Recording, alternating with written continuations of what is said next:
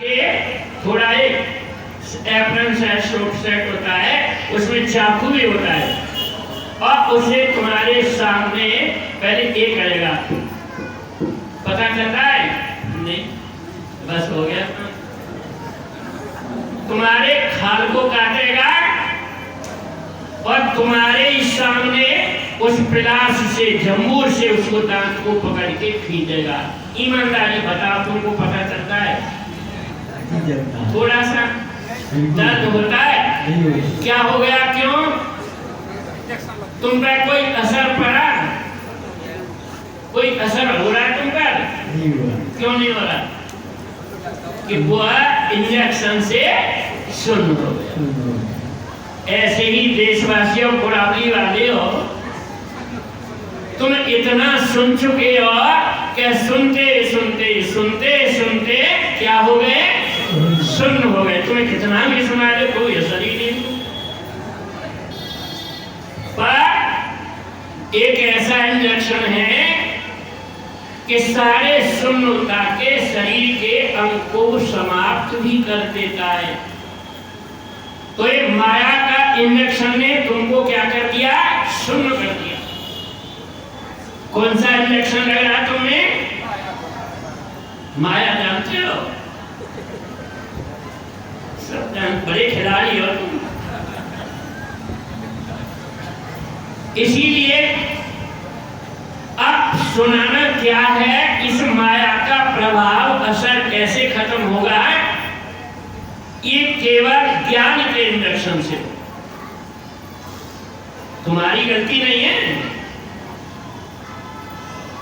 पर जैसे इंजेक्शन लगाने से शून्यता शरीर की खत्म हो जाती है,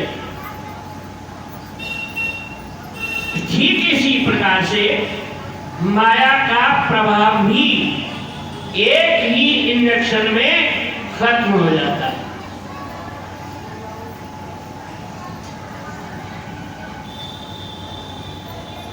देख उस कोने पे देख, चुपचाप बैठ जा, चुप है, दिखाई दे रहा मेरे को, सब दिखाई, शांति से बैठ। क्या हुआ? एक समय बात यह है कि तुम्हारा सारा जीवन चला गया पूजते पूजते। क्या तुम भगवान को जानते हो? भगवान को, भगवान क्या है?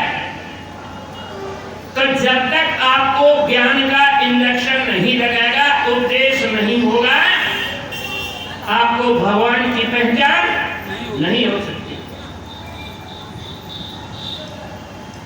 एक नंदू की बहन, एक नंदू की बहन कौन सी है? बहुत बात कर रही है, वो बैठी है ऊपर में, चुपचाप बैठ। क्या हुआ? एक समय ये बता रहा हूं, भगवान की पहचान कहां से होगी, कैसे होगी? एक समय एक ब्राह्मण कहां गए? भगवान विष्णु के पास गए और भगवान विष्णु क्षीर सागर में सो रहे थे और उनमें जाते जाते लात मार दी। किसने लात मारी?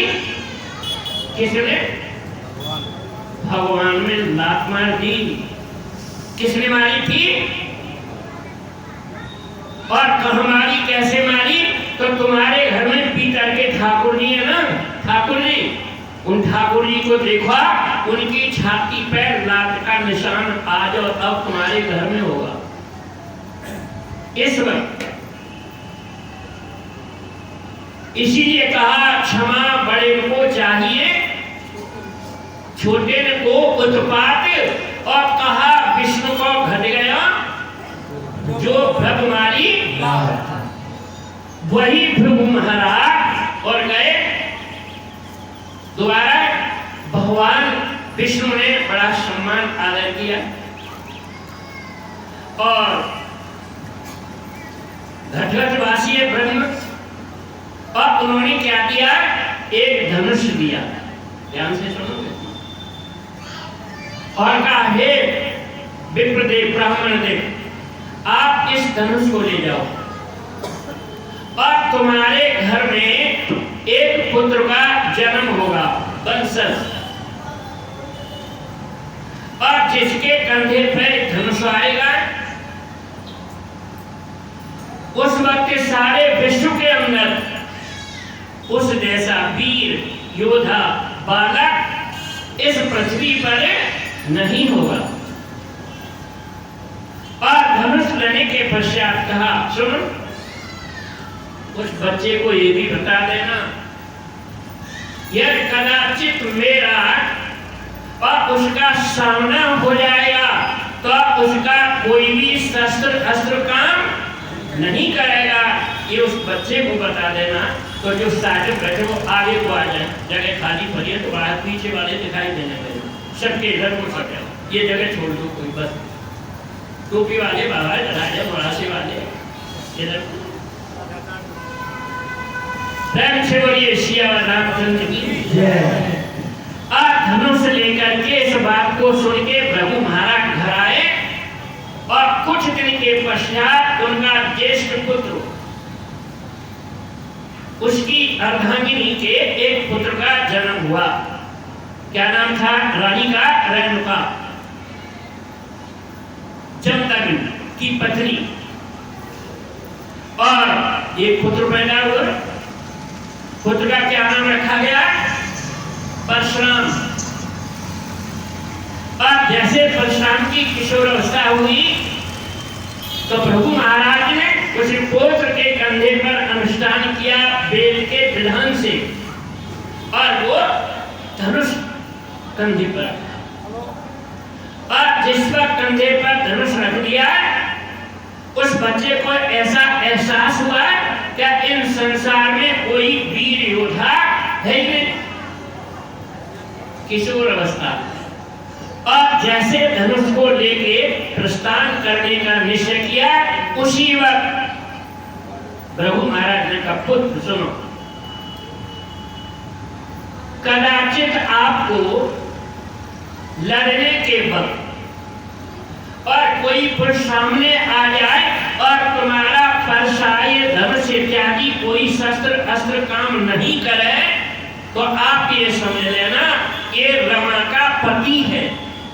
रमा किसे कहते हैं आप लोग? रमा यदि लक्ष्मी, यार बहुत बेहोशार आदमी है। अच्छा, लक्ष्मी पत्नी किसकी है? भगवान विष्णु की। समझ रहे हो तुम लोग? और जैसे परशुराम ने प्रस्थान किया तो शास्त्र बताता है कि इस पृथ्वी को कितनी दफे तहस नहस किया? 21 बार इस पृथ्वी पर क्षत्रियों को ढूंढ ढूंढ के तहस नहस कर दिया उसने। आप जयंती मनाते हो, परशुराम जयंती, आप बड़े धन्यवाद पात्र हो। बस सुन लो ध्यान से, जब कोई भी क्षत्रिय उसको नहीं मिला लड़ने के काबिल और परशुराम ने सुना कि जनकपुर में और देश देश के योद्धा आए हुए हैं। कहां?